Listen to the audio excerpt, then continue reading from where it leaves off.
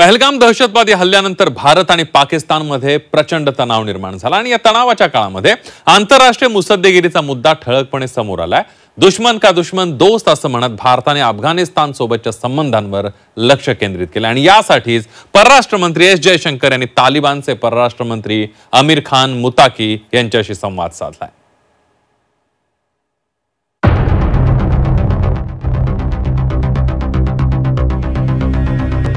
आंतरराष्ट्रीय पातळीवर कुणीच कुणाचा कायमचा शत्रू किंवा मित्र नसतो। ऑपरेशन सिंदूर नंतर भारत पाक सीमेवरच्या तणावात अनेक देशांनी भारताला उघडपणे पाठिंबा दिला, तर तुर्की, अझरबैजान या देशांनी पाकला समर्थन दिलं। पण अशा युद्धजन्य परिस्थितीत आंतरराष्ट्रीय पातळीवर छोट्या मोठ्या देशांचा पाठिंबा असणं महत्त्वाचं असतं आणि याच अनुषंगाने भारत आता तालिबानशी संबंध प्रस्थापित करतोय। भारताचे परराष्ट्र मंत्री डॉक्टर एस जयशंकर यांनी गुरुवारी तालिबानचे कार्यवाहक परराष्ट्र मंत्री आमिर खान मुताकी यांच्याशी दूरध्वनीवरून चर्चा केली। जम्मू काश्मीरमधल्या पहलगाम इथं झालेल्या दहशतवादी हल्ल्याचा तालिबाननं निषेध केल्यानंतर जयशंकर आणि मुताकी यांच्यात चर्चा झाली आहे। ऑगस्ट 2021 मध्ये अफगाणिस्तानमधल्या महत्त्वाच्या शहरांवर तालिबाननं ताबा मिळवला। तालिबान सत्तेत आल्यानंतर भारत आणि अफगाणिस्तानमध्ये फारसे संबंध नव्हते, मात्र पहलगाम हल्ल्याचा अफगाणिस्ताननं आता उघडपणे धिक्कार केला।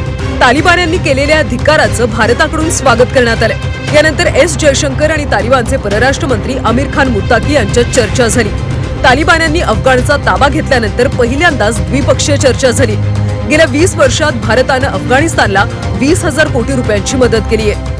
अफगाणिस्तानशी भारताचे हे संबंध सुधारलेले जर असतील तर नक्कीच त्याचा फायदा हा भारताला व्यापार वाढवण्यासाठी आणि त्याहून महत्त्वाचं पाकिस्तानच्या पश्चिमी सीमेच्या माध्यमातून अफगाणिस्तानच्या माध्यमातून पाकिस्तानवर आणखीन दबाव निर्माण करण्यासाठी आणि दहशतवाद विरोधी लढाईमध्ये आणखीन पुढे जाण्यासाठी अत्यंत महत्त्वाचे ठरणार आहे। या द्विपक्षीय संवादात व्यापारासह प्रमुख 4 विषयांवर चर्चा झाली आहे। डॉक्टर एस जयशंकर आणि अफगाणिस्तानचे परराष्ट्र मंत्री यांच्यामध्ये झालेल्या चर्चेमध्ये 4 महत्त्वाच्या गोष्टींवर विशेष लक्ष त्या ठिकाणी देण्यात आलं।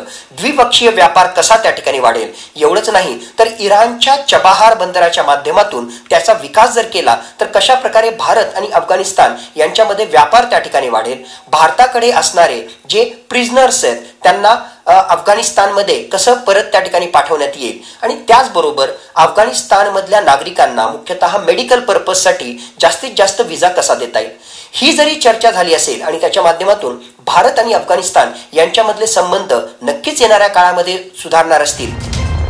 गेल्या काही दिवसांपासून अमेरिका सुद्धा आपला मध्य पूर्वेतला सर्वात मोठा शत्रू इराणवर लक्ष केंद्रित करतोय।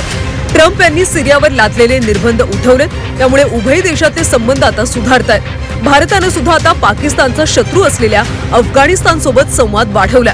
तालिबानांसोबतची चर्चा भारतासाठी सामरिक दृष्ट्या महत्त्वाची आहे। अफगाणिस्तानमधल्या पाकिस्तानचा हस्तक्षेप कमी करणं आणि स्थैर्य भारतासाठी महत्त्वाचं आहे। त्यातच भारत आणि अफगाणिस्तानच्या परराष्ट्र मंत्र्यांमध्ये चर्चा झाली। ही चर्चा भविष्यात भारतासाठी व्यापार आणि दहशतवाद विरोधी लढ्यात महत्त्वाची ठरणार आहे। ब्युरो रिपोर्ट, झी 24 तास, मुंबई।